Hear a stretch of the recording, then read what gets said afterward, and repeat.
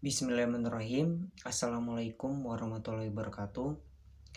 Yang saya hormati Bapak Dr. Haji Rohmanur Aziz, MAG, selaku dosen pengampu mata kuliah Manajemen Penanggulangan Bencana.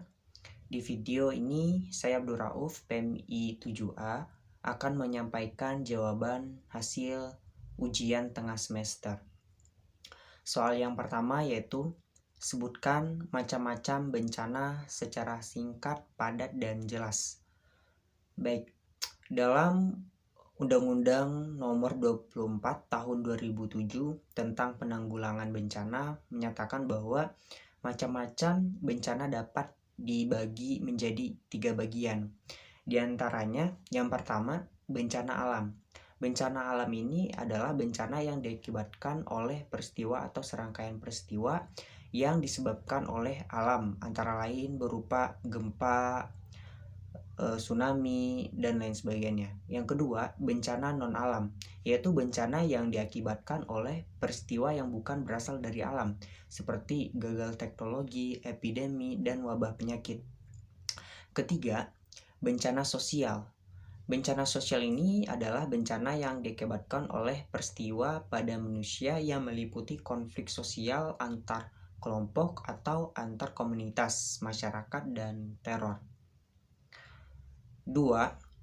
Soal yang kedua, tuliskan minimal satu dalil dari ayat Al-Quran atau hadis tentang contoh salah satu bencana, misal banjir, longsor, COVID, dan lain-lain. Berikan penjelasan ahli tafsir, sebutkan nama mufasirnya dan dalam kitab apa.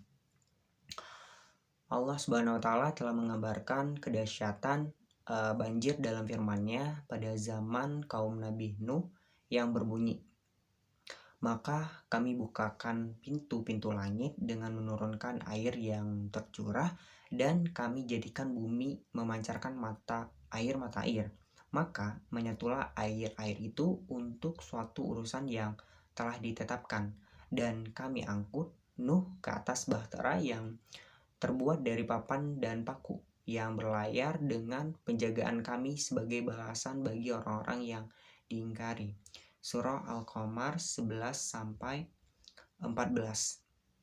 Al-Syaukani rahimahullah dalam kitab tafsirnya Fath Al-Qadir menjelaskan ayat-ayat ini mengabarkan kedahsyatan bencana banjir yang terjadi pada masa Nabi Nuh, yang mana fatahna abwab al-sama bima'in munhamir, kami bukakan pintu-pintu langit dengan menurunkan air yang tercurah.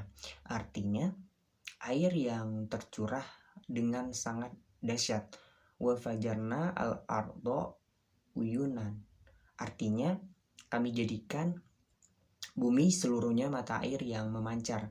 Ubaid bin Umair berkata, Allah mewahyukan atau memerintahkan kepada bumi agar mengeluarkan air, maka terpancarlah mata air.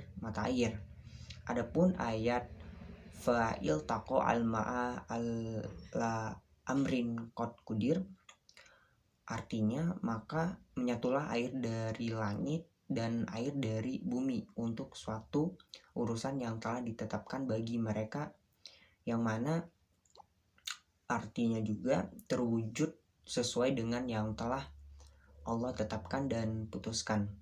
Nah, bencana ini merupakan azab yang massal sebagai sanksi hukuman bagi kaum Nabi Nuh yang tidak beriman, dan juga membersihkan bumi dari keburukan perbuatan kaum Nabi Nuh ini. Soal yang ketiga yaitu jelaskan urgensi dari mitigasi bencana dan bagaimana cara seseorang muslim menyikapi bencana.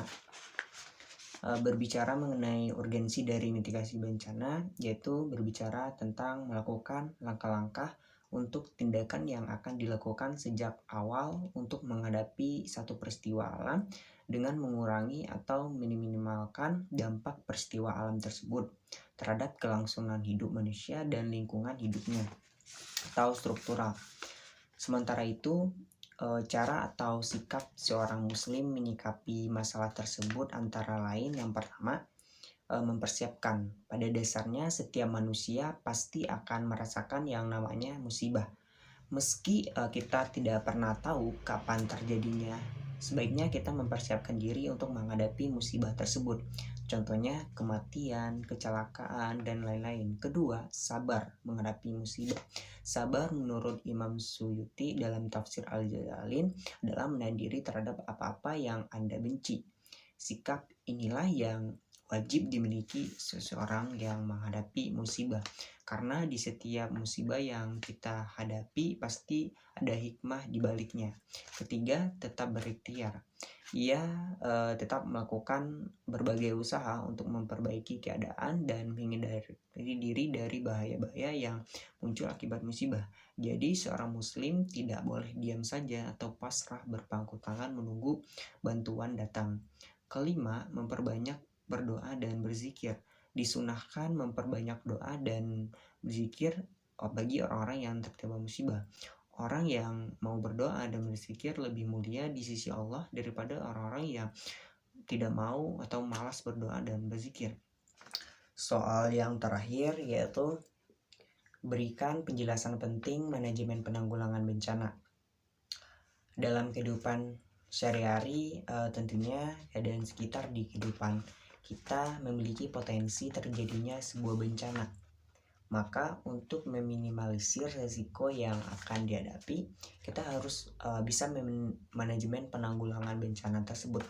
Pada dasarnya, manajemen penanggulangan bencana merupakan suatu proses terencana yang dilakukan untuk mengelola bencana dengan baik dan aman, serta serangkaian upaya meliputi penetapan kebijakan pembangunan yang berisiko timbulnya bencana, kegiatan pencegahan bencana, tanggap darurat, dan rehabilitasi. Tujuan manajemen bencana yaitu mencegah, mengatasi dampak bencana termasuk manusia, bangunan, hingga harta benda. Kemudian mengurangi kesengsaraan kehidupan korban hingga pelaksanaan kegiatan rehabilitasi dan rekonstruksi dalam konteks pembangunan. Mungkin hanya itu yang dapat saya sampaikan. Terlebih terkurangnya saya mohon maaf. Saya tutup penyampaian jawaban hasil ujian tengah semester ini dengan mengucapkan wassalamualaikum warahmatullahi wabarakatuh.